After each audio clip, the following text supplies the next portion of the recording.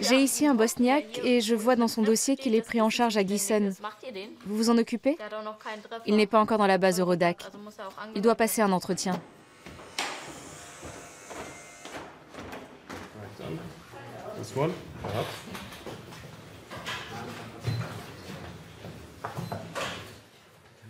Voici le dossier. Ah oui, merci.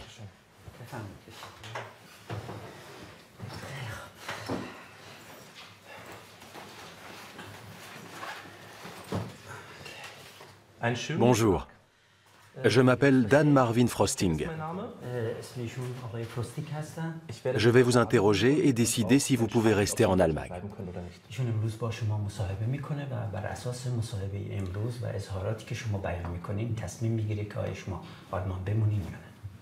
C'est l'étape la plus importante de la procédure.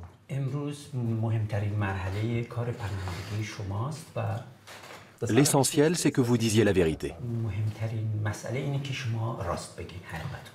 Beaucoup de demandeurs d'asile ont tendance à exagérer. Je vous le déconseille.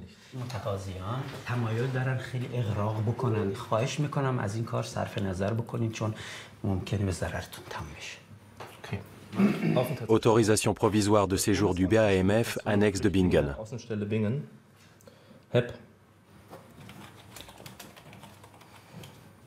Vous sentez-vous en état physique de participer à un entretien?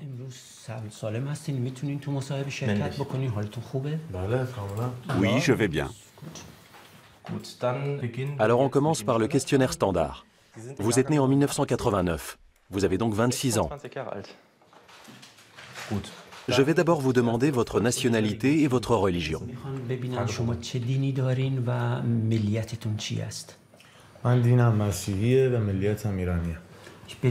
Je suis chrétien et je suis de nationalité iranienne. Où sont son passeport et sa carte d'identité?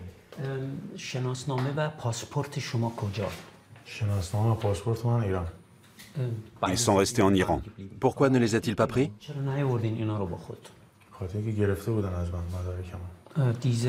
Ces pièces d'identité ont été saisies en Iran. Par qui? Par les agents des services secrets iraniens.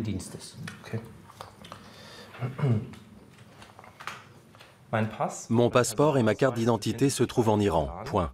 Alinéa, question 2 points. Pourquoi n'avez-vous pas pris ces documents avec vous? Point d'interrogation. Ligne suivante, réponse 2 points. Ils ont été saisis par les services secrets iraniens. Point. Combien de temps est-il allé à l'école?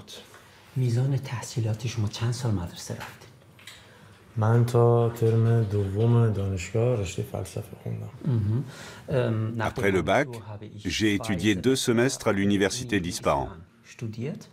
Qu'est-ce qu'il a étudié? J'ai étudié la philosophie. J'ai étudié 2 semestres la philosophie à l'université d'Ispahan. Point. Alinéa, question 2 points. Comment subveniez-vous à vos besoins en Iran? Point d'interrogation. De quoi vivait-il?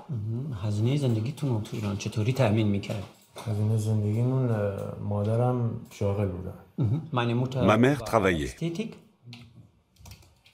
Question 2 points. Votre mère est déjà en Allemagne depuis un certain temps. Comment avez-vous fait après son départ? Point d'interrogation.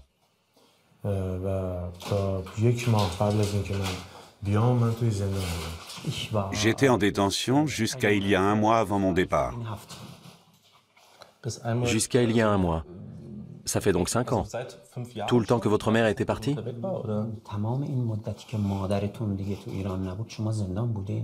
Oui.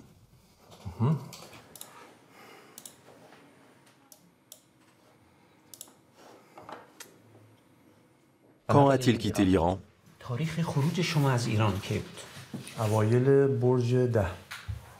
Fin décembre 2015. Dans quel pays est-il allé?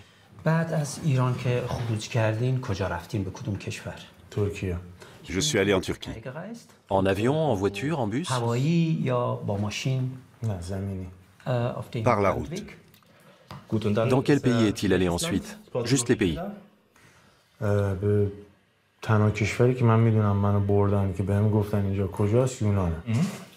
Il ne sait pas quels autres pays il a traversé pour entrer en Allemagne. Non.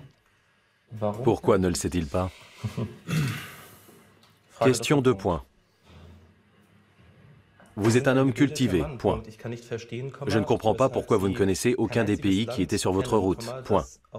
Pouvez-vous m'expliquer, point d'interrogation?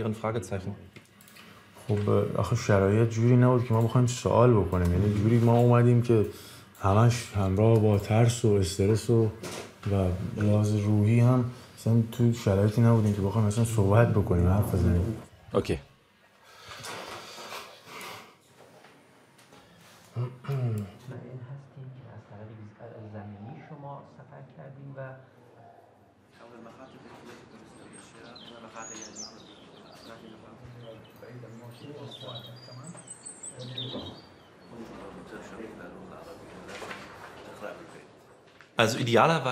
Bien sûr, idéalement, il faudrait avoir un échange détendu, mais on n'y arrive jamais. Du point de vue du demandeur d'asile, je suis un juge qui est au-dessus de lui, qui décide de son sort et peut profiter de sa position s'il le veut. Malgré tout, je dois dire qu'en sortant d'ici, ils sont vraiment soulagés. Enfin, il est possible que ce que je prends pour du soulagement soit seulement le sentiment de se dire « le rendez-vous est terminé, c'est derrière moi ».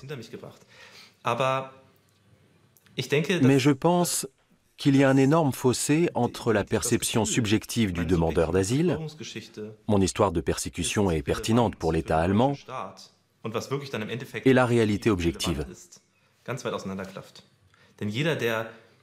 Tous ceux qui vivent une situation tragique et quittent leur pays le font pour une bonne raison. Ils ne le font pas par hasard. Ils pensent en toute subjectivité, c'est légitime, sinon je ne l'aurais pas fait. Or, nous avons évidemment d'autres critères, qui sont peut-être plus stricts que ceux du demandeur d'asile. C'est même certain. Donc je crois que cette sensation de soulagement, ou la certitude d'être dans son bon droit, vient d'une impression subjective. Ce que je viens de raconter est vraiment terrible, je mérite une protection. Et pourtant, plus tard, ils obtiendront peut-être une réponse négative.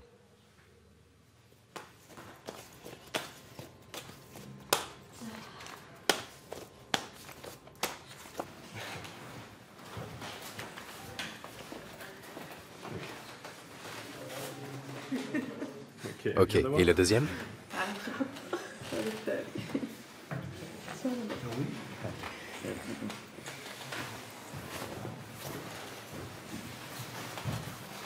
Il dort, hein? C'est bon, ok.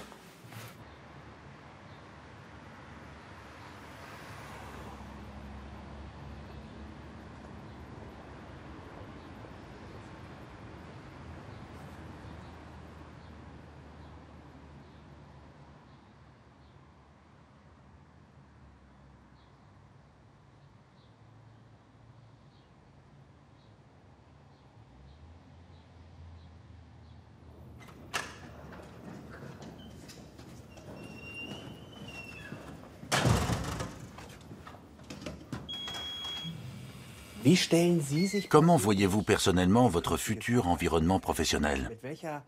Quelles étaient vos attentes en arrivant ici? Si on en vient au sujet de l'entretien, comment l'imaginez-vous? 3 personnes, un bureau. Oui, monsieur Kolb? Le demandeur d'asile est assis devant moi avec un interprète, parce que je ne parle probablement pas la langue et que je passe par lui pour poser mes questions. Le demandeur d'asile répond et je peux revenir à la charge. Voilà comment je vois les choses. Croyez-vous que ce soit facile? Non, je pense que c'est difficile. En général, il faut un temps d'adaptation. Je ne parle pas directement à l'individu comme j'en ai l'habitude. Je communique avec lui par une tierce personne. De cette façon, l'échange est plus long. J'ai une question. Les interprètes sont-ils assermentés? Non, ils ne sont pas assermentés, juste certifiés. Ils suivent une formation spéciale, mais ils ne sont pas assermentés. Jusqu'où puis-je exprimer mon opinion personnelle? Un exemple, le demandeur d'asile me raconte une histoire farfelue. Je m'en rends compte, question de bon sens. Est-ce que je peux lui dire que je ne le crois pas? Ou dois-je respecter un protocole, garder mon avis pour moi et prendre une décision plus tard? Si vous lui dites que vous ne le croyez pas, l'entretien est fini. Il faut écouter intégralement l'argumentation de votre interlocuteur, puis vous demander, est-ce plausible, crédible dans une perspective globale, ou bien est-ce que ça me paraît invraisemblable? Chacun a droit au respect. L'entretien doit être mené jusqu'au bout, dans un cadre normal et raisonnable. Arrive-t-il parfois que la situation dérape, que le demandeur d'asile soit particulièrement violent dans sa manière de s'exprimer, ou qu'il s'en prenne à l'agent décideur, qu'il l'agresse? Ça m'intéresse vraiment. Ça pourrait arriver quand on aborde certains sujets sensibles. En général, ce genre d'incident ne se produit pas. D'ailleurs, nous n'avons pas de bouton d'alarme, contrairement à nos collègues du bureau d'aide sociale. Si jamais la situation dégénère, appelez à l'aide. Je ne peux rien vous dire de plus. Mais à ma connaissance, ça n'arrive jamais. Les demandeurs d'asile attendent quelque chose de nous.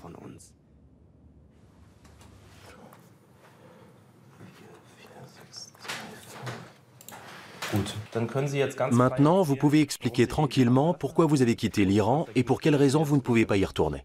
D'accord? Allez-y. توی سال 88 توی دوره دوم انتخابات En 2009, aux élections, تقریبا میشه گفت 60 تا 70% مردم رأی دادن به میرحسین موسوی. خب منم یکی از طرفداراش بودم. environ 60 à 70% des électeurs iraniens ont voté pour Mousavi, moi y compris. خب نتیجه انتخابات برخلاف اون چیزی بود که ما انتظارش رو داشتیم و به همین خاطر به خاطر اعتراض به این وضعیتی که پیش اومده ما اعتراض کردیم، تظاهرات کردیم، ریختیم داخل خیابونا. اواخر خرداد ماه بود، حالا روز دقیقش رو من نمیدونم، ولی اواخر خرداد ماه بود که توی یکی از این تظاهرات من رو به همراه چند نفر دیگه دستگیر کردن. ما رو مورد ضرب و شتم قرار دادن. شما قصد اغتشاش داشتیم بر علیه انقلاب جمهوری اسلامی. من رو به مدت 6 سال درون زندان نگه داشتن، توی زندان اصفهان.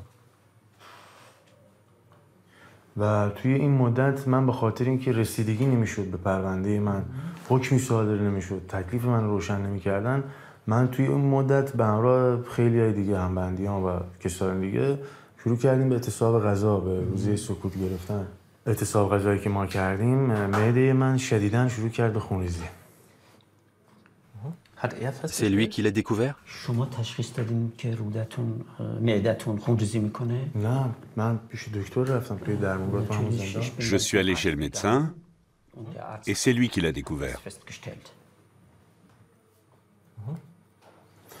و وقتی که اینو تشخیص داد دکتر اسلام زندان، دستور دادن که منو به بیمارستان ببرن. Après avoir constaté ces saignements, le médecin a ordonné mon transfert dans un hôpital.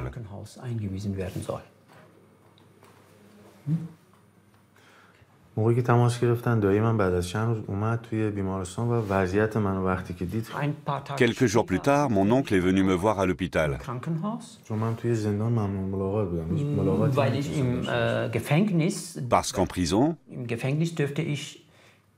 je ne pouvais pas recevoir de visite.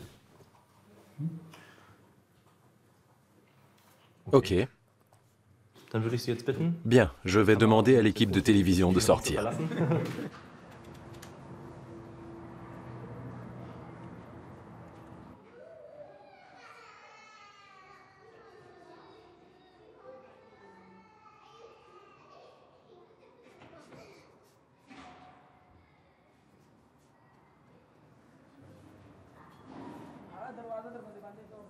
زمان خب یکی دو سال اول خیلی برام سخت بود، اصلا غیر قابل باور بود. نمیتونستم اصلا باش کنار بیام که من الان توی زندانم، چیکار باید بکنم. یعنی یکی دو سال اول همش توی فکر این بودم که انتظار میکشیدم که یکی حالا از این در میاد میگه که آقا شما مثلا باید برید دادگاه، یا یکی اومده ملاقاتت. من ممنون ملاقات بودم در طول این 6 سالم. اینم بگم که ممنون ملاقات بودم.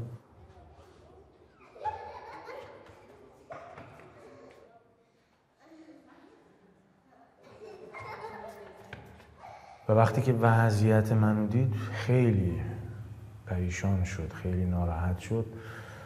تقریبا میشه گفت 20 کیلو 15 کیلو کم کردم. بعد از 1 ساعتشون رفتن. چند روز بعد من انتقال دادن توی زندان دوباره. بعدش بازپرس دادگاه انقلاب یه روز اومد گفت که شما از طریق یکی از بستگانتون وثیقه براتون گذاشتن، سند براتون گذاشتن، میتونین تا روز دادگاهتون آزاد باشین. من توی 7 روز 10 روز میتونستم آزاد باشم. دوباره بعد برمیگشتم دادگاه. حالا چه حکمی؟ چون خیلی از کسایی که من میشناختم رو به همین طریق حکم اعدام براشون صادر کردن. یه چیزی هلوش 2 ماه میشه که من از اون شرایط زندان در اومدم، فرار کردم و هنوز توی کمای اینم که من واقعا چجوری اومدم رسیدم اینجا.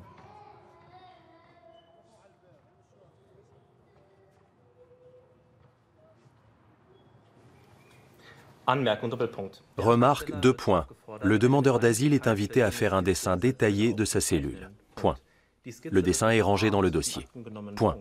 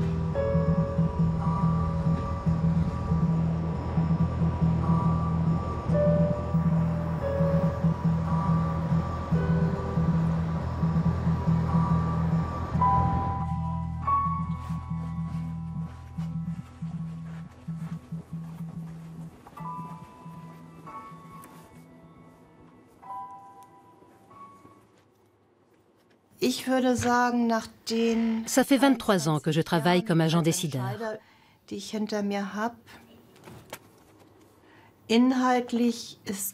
Et je dirais que le métier est devenu un peu plus compliqué. Quand j'ai commencé, nous avions 2 points à vérifier. Maintenant, nous avons une longue liste de points à traiter et à contrôler. Ça comprend la demande d'asile et la procédure correspondante.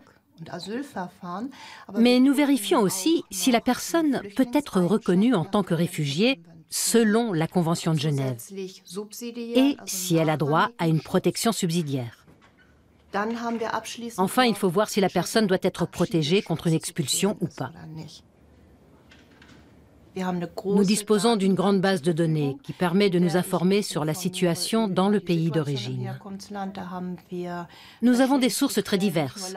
Ça va des rapports du ministère des Affaires étrangères aux documents d'ONG comme Amnesty International ou l'Institut d'Orient. Donc, sur le fond, la situation est devenue plus complexe.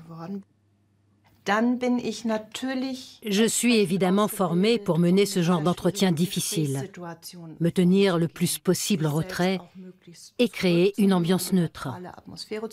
Même si quelqu'un m'énerve, j'essaie de garder mon calme. Enfant, je regardais souvent Columbo, c'était mon modèle. Alors je me dis, allez, reste aimable, repose ta question. Bien sûr, la touche personnelle entre en jeu. Autrement dit, un entretien est aussi un exercice d'équilibre.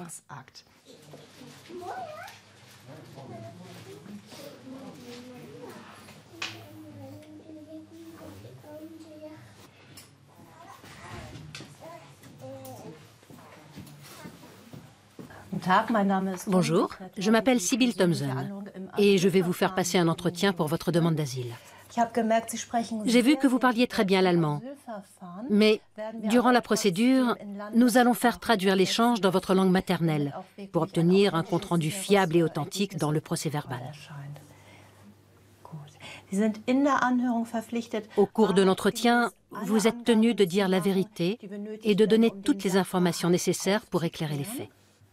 درست است. یک خواهش دارم در جریانی که کیسی که من خودم دارم بیان میکنم. البته باید فیلم برداری نشه به دلیل ازی که مشکل خلق میشه برای فامیلم در کابل.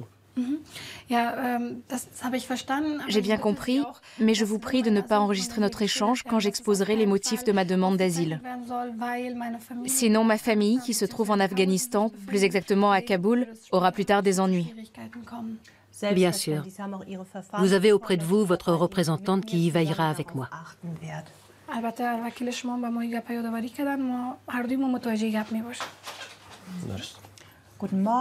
Bonjour, Sybil Thompson.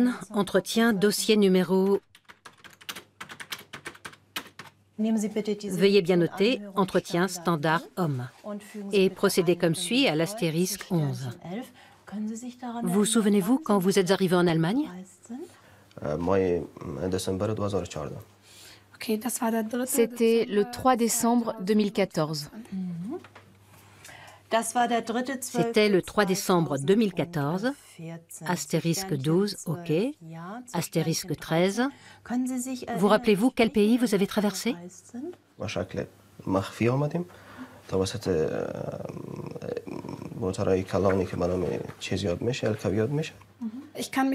ne me souviens que de l'Iran et de la Turquie.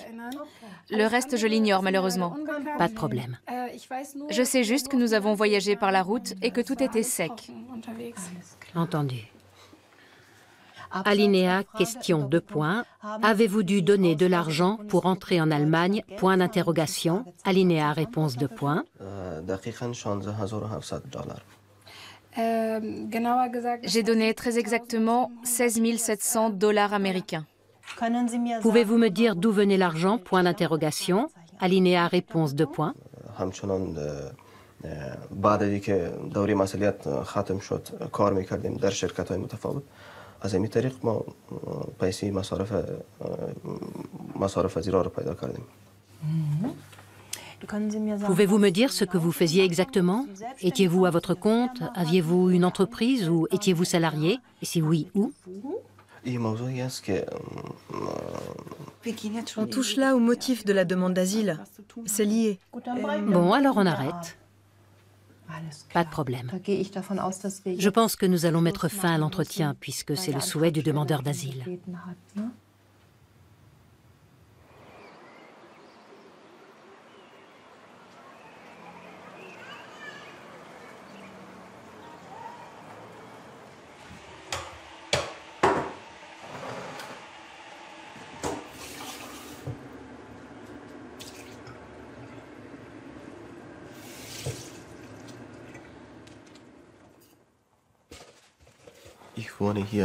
Je vis ici depuis 15 mois. Ça me plaît. Il y a beaucoup de gens et parfois je joue avec eux au foot.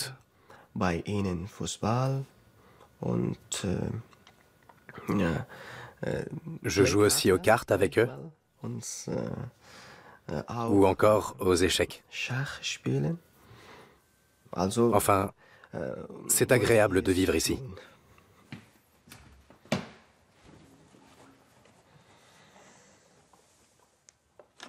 برای اول که در داخل خاک هامبورگ شدم در تاریخ 3 دسامبر سال 2014 و اولین اینترویویی که با من آمد در تاریخ 23 ماه فبروری 2014 بود. اینترویو کنسل شد که گفتن قاضی تو مریض است امروز و شما منتظر باشین به اینترویو بعدیتون که ما از طریق پست براتون روان میکنیم. و دو روز بعد ما نامه را دریافت کردیم از بوندسامت که در این نامه نوشته بود شما اینترویوتان مس کردین و شما باید کیستان نوشته میکنین و در مدت 1 ماه با ما روان میکنین. در صورت که ما در مدت 1 ماه کاغذ که کیس شما نوشته شده است دریافت نکردیم، تصمیم ما برای شما منفی خواهد بود. همراه وکیل های قانونی دولتی تماس گرفتیم و مشوره یزی را دادن که شما میتونین بعد از مدت 1 سال توانستیم اینترویویی که ما منتظرش بودیم و ایران سپری کنیم. Il est clair que durant toute cette période, il a attendu. C'est dû tout simplement à la charge de travail au BAMF. Non seulement nous avons beaucoup de demandes, comme chacun sait, inutile de m'étendre là-dessus, mais pour pouvoir gérer efficacement et intelligemment ce grand nombre de procédures, nous avons fixé des priorités. Nous avons convenu que les personnes aux droits de séjour limités, par exemple les ressortissants des pays Balkans, obtiendraient rapidement un entretien et une réponse. Quant aux procédures qui nécessitent vraiment de longues vérifications, nous avons décidé de les remettre à plus tard. Nous nous en occuperons quand nous aurons traité le plus gros des dossiers et que nous aurons plus de temps.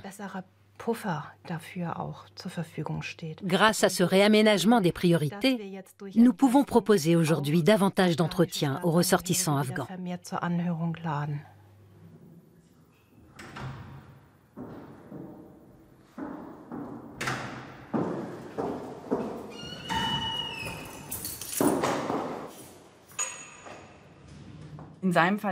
Dans son cas, je ne peux pas me prononcer, parce que je ne sais pas si Madame Thompson ou celui qui lit le procès-verbal estime que c'est crédible et authentique ou pas.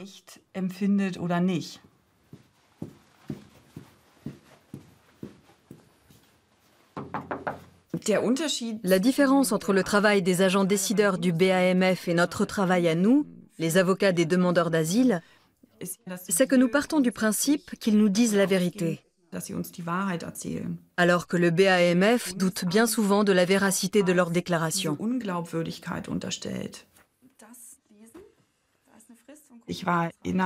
Dans le cadre de ma formation, j'ai passé quelques mois au BAMF en tant que stagiaire. Je n'avais pas l'intention d'y travailler plus tard. Je voulais juste savoir comment ça se passait.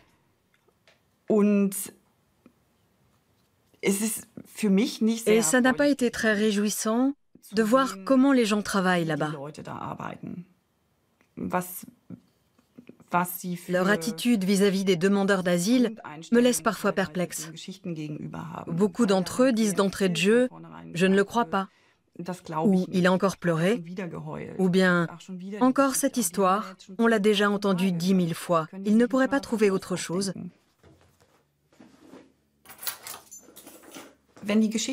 Si cette histoire revient aussi souvent, je me dis qu'après tout, c'est peut-être la vérité. Je ne pense pas que les demandeurs d'asile se mettent tous d'accord pour raconter la même chose.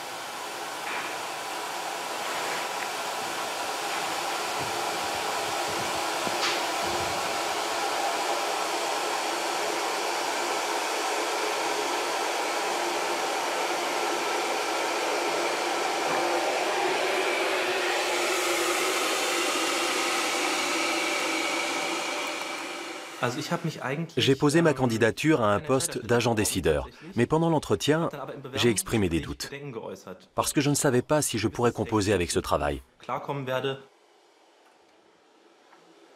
Je ne savais pas si je serais en mesure de concilier éventuellement certaines directives émanant du BAMF avec ma conscience.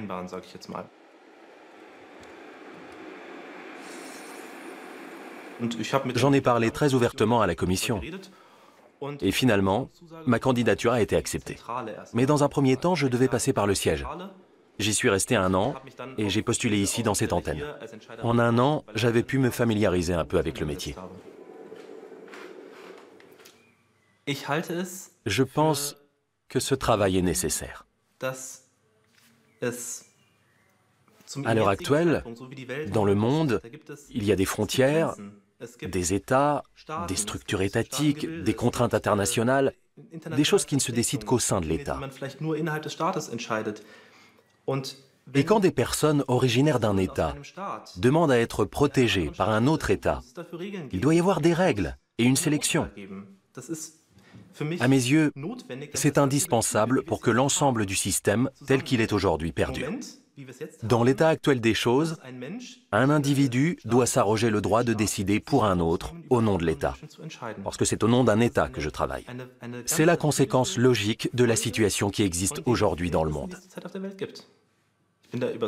J'ai la conviction, j'ai vraiment l'intime conviction que ce job est nécessaire. Le droit d'asile doit être garanti.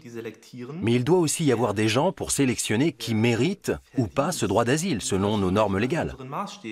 Cette sélection doit exister. Et si j'estime que cette sélection doit exister, alors je dois être prêt à exercer ce métier.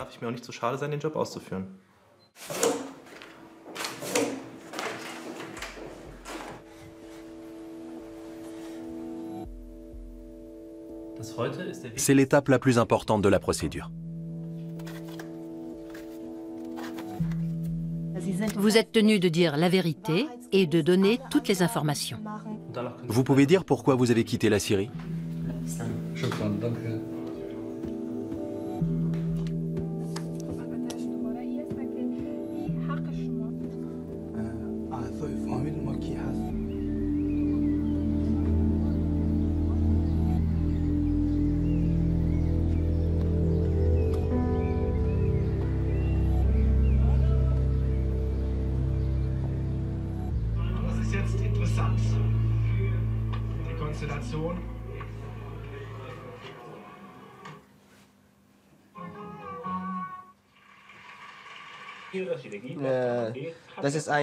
C'est une chaîne de télévision afghane.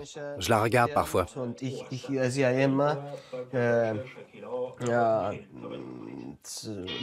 Je regarde de temps en temps des films afghans. Et puis... Qu'est-ce qui se passe là?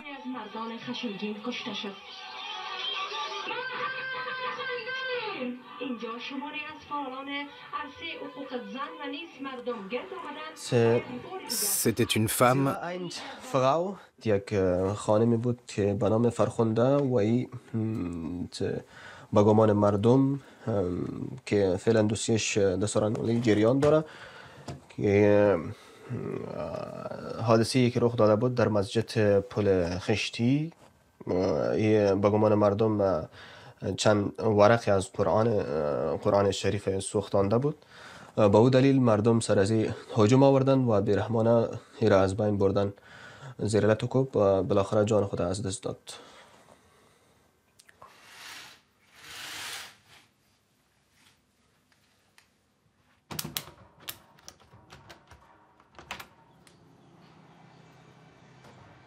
زمانی که ما دوباره به افغانستان بروم یا ای که فرض مثال دیپورت شوم، ما مجبور هستم که به یکی از کشورهای دیگه که فرض مثال یا پاکستان باشه یا ایران باشه، چون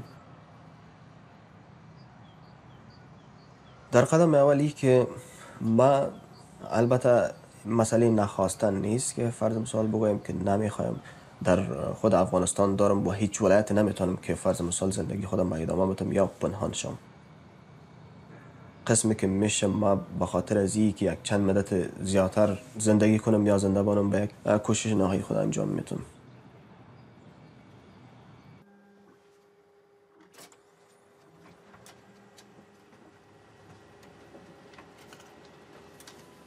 Ça fait partie de la réalité de mon travail d'agent décideur.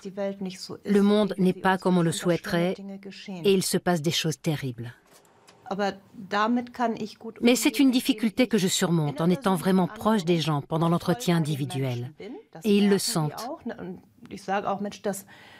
Je dis, ça me touche, je peux tout à fait comprendre que ce soit une situation difficile. En même temps, je garde toujours la tête hors de l'eau parce que je suis pragmatique.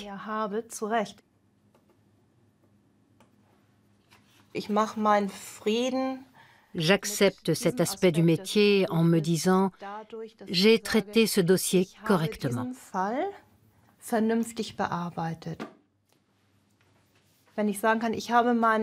Si je sais que j'ai bien fait mon travail, parce que je ne peux rien changer aux événements tragiques. Je n'en suis d'ailleurs pas responsable.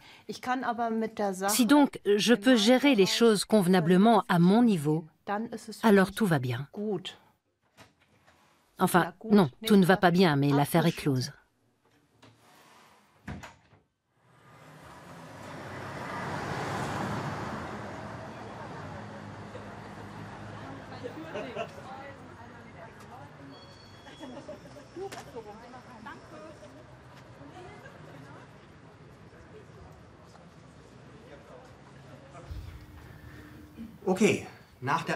Après l'entretien, je prends une décision. C'est le deuxième point important du travail d'agent décideur. En principe, la décision doit être prise dans un laps de temps raisonnable après l'entretien, généralement dans un délai de 3 mois. La raison est évidente. Les souvenirs sont encore frais. J'ai encore en mémoire le déroulement de l'entretien, mais il ne faut pas trop traîner. Les dossiers ne doivent pas rester trop longtemps sur l'étagère. Ils doivent être traités assez rapidement. Les demandeurs d'asile veulent savoir ce qu'ils vont devenir. C'est la partie administrative du travail. Je m'installe à mon bureau, je me fais une tasse de thé, je regarde le procès-verbal de l'entretien, je réfléchis à la décision que je dois prendre, je me reporte à la directive, je me demande quels éléments je dois encore ajouter et je rédige l'avis. Nous ne partons pas de zéro. Nous recevons certaines directives du siège et nous n'apportons que les ajouts nécessaires au dossier. Nous ne devons traiter que les points indiqués dans la directive. Ces points sont signalés par de petits astérisques. Et il faut argumenter. Donc, votre travail à vous est de traiter des cas pratiques qui ont été contrôlés, au besoin à l'aide du manuel. Travaillez en groupe, s'il vous plaît. Regroupez-vous par rangée.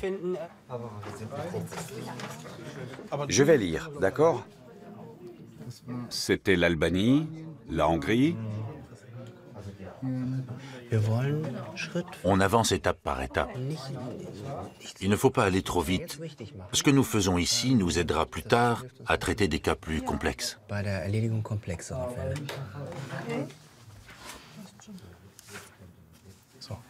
On lit la liste. Le recours à la violence physique ou psychique, ce qui inclut les violences sexuelles. Non. Des mesures administratives, policières ou judiciaires qui sont discriminantes en soi ou appliquées de manière discriminante. Non. Refus de protection juridique aboutissant à une sanction disproportionnée ou discriminante. Non. En cas de retour, Je crois qu'il faut être assez personnel, non? dans son pays d'origine, ou on ne peut pas écrire « il va survivre ». Non, on ne peut pas écrire ça. Il faut qu'on écrive autre chose. Peut-être... Attends. En cas de retour dans son pays On ne d'origine... peut pas écrire qu'il va se débrouiller non plus. Non. En cas de retour dans son pays d'origine, la situation économique sera stable. Ou alors c'est formulé de manière trop générale. Il sera possible... D'assurer sa survie. Parfait. On voit ensemble le petit exercice que je vous ai donné tout à l'heure. Quelle décision avez-vous prise? Vous devez vous demander, en vous basant uniquement sur les faits, quelle décision prendrais-je dans ce cas-là? Monsieur Forlop? Un refus net. Pourquoi? Je n'ai pas compris. Un refus net.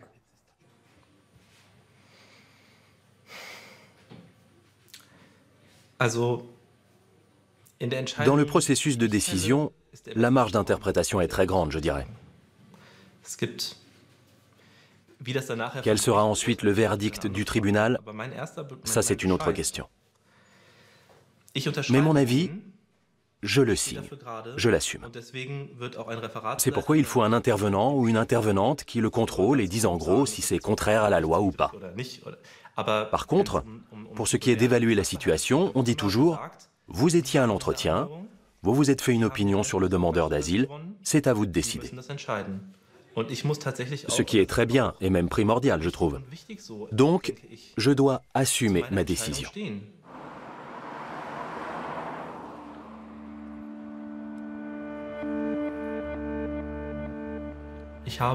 J'ai participé à un séminaire sur la crédibilité. Et il y a une théorie générale. On se souvient assez bien des choses dans l'espace.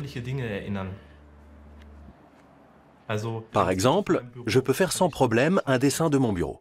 Mais si on me demande de dessiner un billet de 20 €, j'en suis incapable, même si j'en ai tout le temps entre les mains, parce que ça n'implique pas de mouvement dans l'espace.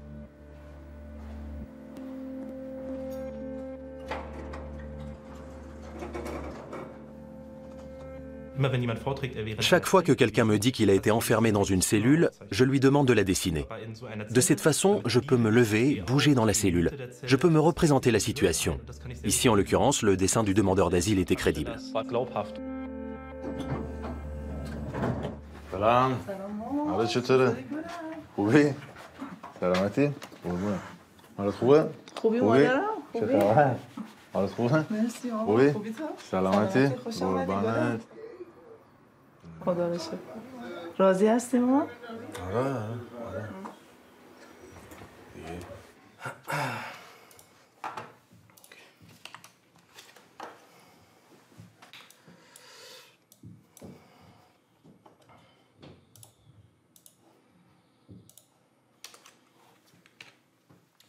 Au cours de l'entretien individuel, le demandeur d'asile a pu expliquer de manière convaincante qu'en cas de retour dans son pays d'origine, il risquait d'être persécuté.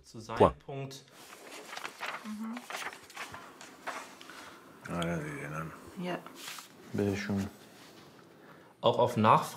De même, il a donné des réponses claires et cohérentes aux questions posées. Point.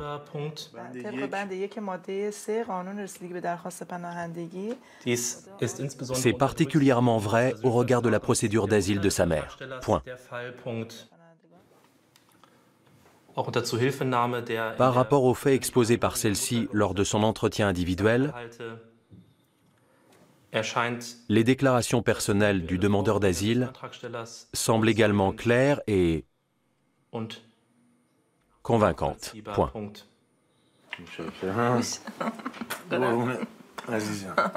انشالله که شاهد بقیه موفقیتات باشم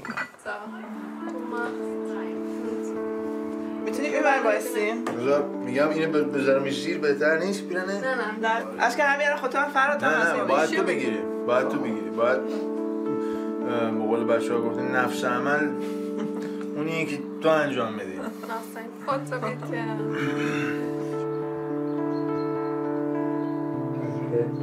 ایوالا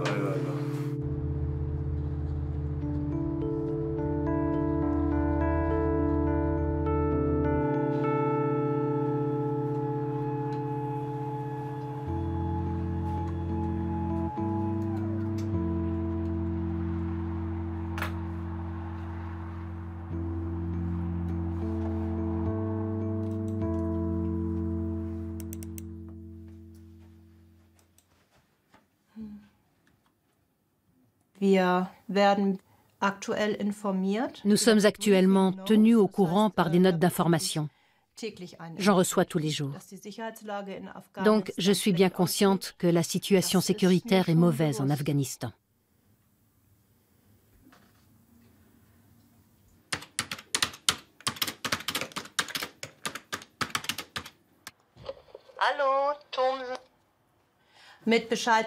Décision concernant le dossier numéro 12, 2.24/3/2016. Veuillez prendre note de la sélection 120 version masculine et ajouter ceci, astérisque 1 en Afghanistan, astérisque 2, 30 mois. Imaginez un peu combien coûte le voyage clandestin d'Afghanistan jusqu'ici. Combien un tel périple est épuisant. Ce que cet homme a enduré. Le demandeur d'asile est un ressortissant afghan d'origine pachtoune et de confession musulmane. Le jeune homme était sympathique, parlait bien allemand, était très cultivé et avait envie de s'intégrer. Passez maintenant à l'astérisque 11.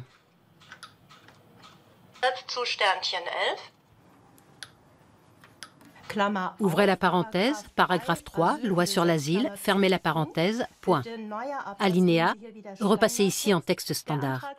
Le demandeur d'asile n'est pas un réfugié selon cette définition, point.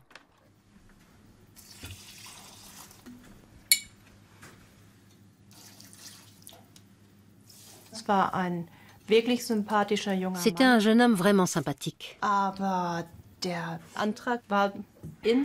Mais sa demande a dû malgré tout être rejetée.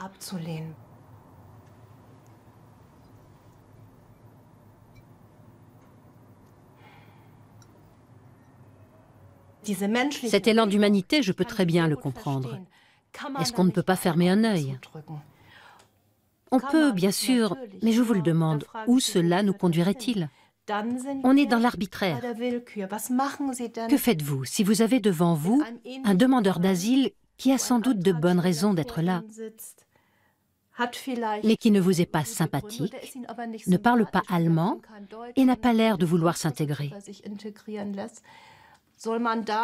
Faut-il fermer l'autre œil et dire non? Que croyez-vous que je ressente parfois? Concernant le jeune homme, je vous le dis franchement et sans détour, j'aurais pu penser, tant mieux, ce n'est pas une perte pour l'Allemagne, mais ce n'est pas ce que je dois vérifier. Je ne travaille pas au service de l'immigration et je ne suis pas là pour voir si quelqu'un a le désir et la capacité de s'intégrer. Nous examinons le droit fondamental à l'asile et la mise sous protection. Nous voyons si nous devons protéger ces personnes selon une norme et les critères de cette norme. Et si, en toute bonne foi, j'en arrive à un résultat qui ne va pas dans le sens espéré, ça peut me briser le cœur.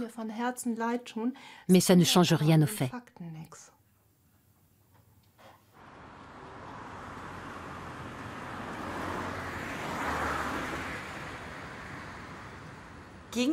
J'ai fait appel de la décision.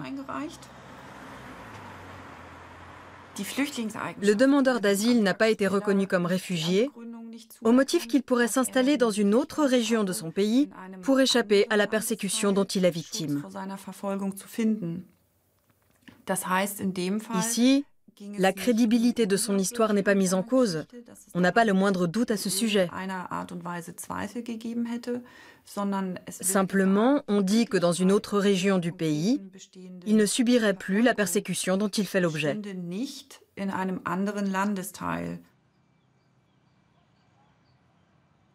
L'appréciation du niveau de sécurité en Afghanistan varie d'une personne à une autre.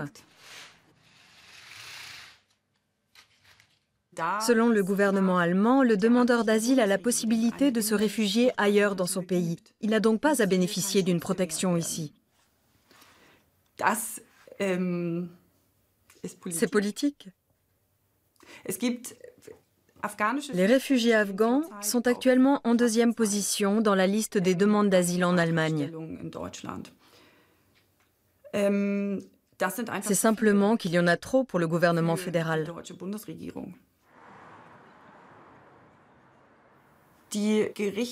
Heureusement, les tribunaux prennent leurs décisions en toute indépendance et ne doivent pas suivre de directives politiques. Donc je peux expliquer au tribunal ce qu'il en est actuellement de la sécurité en Afghanistan.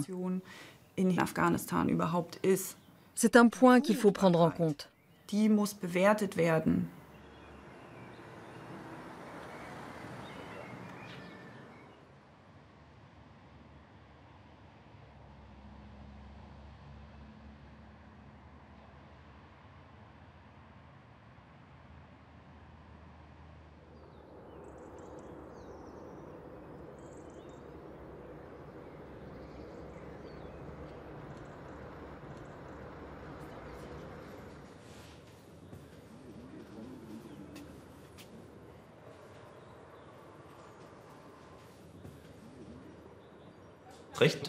Le droit et la justice. Je ne suis pas le mieux placé pour en parler. La loi sur l'asile est-elle juste? La loi sur le retour à l'emploi est-elle juste? Qu'est-ce que c'est, la justice? Comment la définissez-vous? Qu'est-ce que c'est, la justice? Dites-moi, je ne sais pas. Qu'est-ce que c'est? Si c'est un principe qui doit satisfaire tout le monde et permettre à chacun de s'épanouir pleinement, un État ne peut pas le garantir.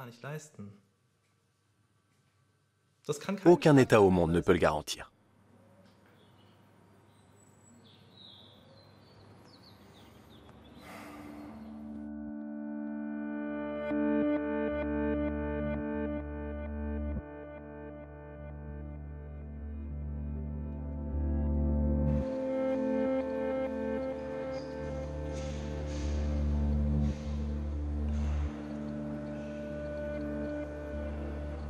Bonjour. Bonjour. Comment ça s'est passé? Très bien. Le demandeur d'asile était très sympa. Il avait sa femme avec lui. Des Syriens normaux, quoi. Des Syriens normaux. Oui. Bien sûr, ils ont tous leur histoire et leurs propres raisons pour fuir le pays. Mais au moins, ils n'ont pas subi de dommages personnels. Leur maison a été bombardée et le père est mort. C'est évidemment tragique. Mais il avait l'air serein. On avance dans les dossiers.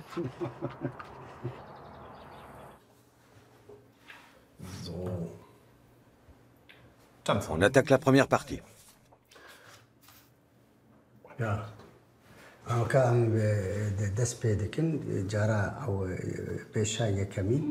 J'ai besoin de M. Irmak parce que je ne parle pas bien le Kurmanji.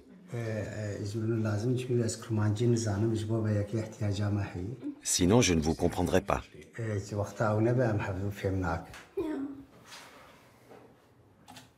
Je suis une ressortissante irakienne d'origine kurde et de confession yézidi. Point. Avez-vous vu quoi que ce soit? Des exactions contre la population civile, des crimes de guerre, des crimes contre l'humanité? Ça peut être des attaques au gaz ou des exécutions en masse.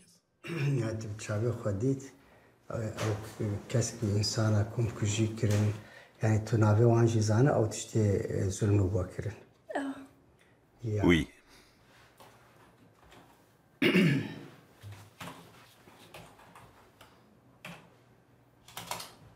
Pouvez-vous décrire ce que vous avez vu?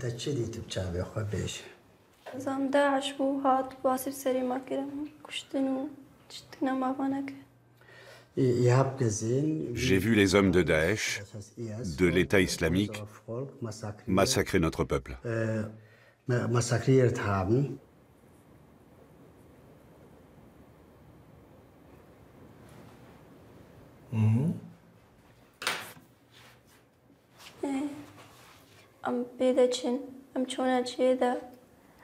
جيت نخوارن بو ناف بو تشتغنا بو ما كارم تشتكي بكن ما كارم بنوين وهرب درس زحمتي وهرو ايك نمر الباما شنيزة شتهنا شتعبي نقارين بماشين متشون سرچوي تقولن داعش نيسين بو متشون سرچوي مخوارن نبو ام بخون كما داركا كس كدي ما بلوي خوارم بلوي داري ما بخوار شرواسي من مريضان قادا زارو أفبيريد نقارين بماشين أحمد مرن أم بقرهان أم تشون نيفا دولادا داعش دعبو بو سيطرة خداني بو الويدري بونو چوا چوا عائلات كرن چوا ليدانو چوا كشتنو چوا جنش نيفت قطاندنو قيچو ادبرنو من كشتي لون قادا بوم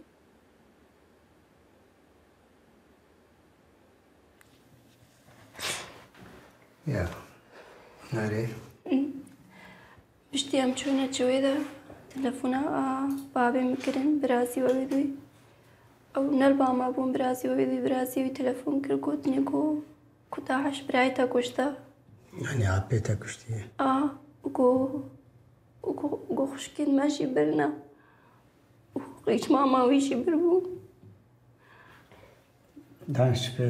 Plus tard, Le neveu de mon père, c'est-à-dire mon cousin, a appelé mon père et il lui a dit... Enfin, il a dit à mon père que...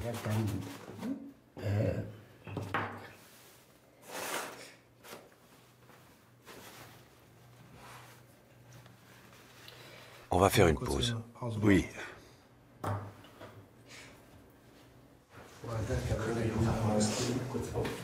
Kurz für Luft sorgen.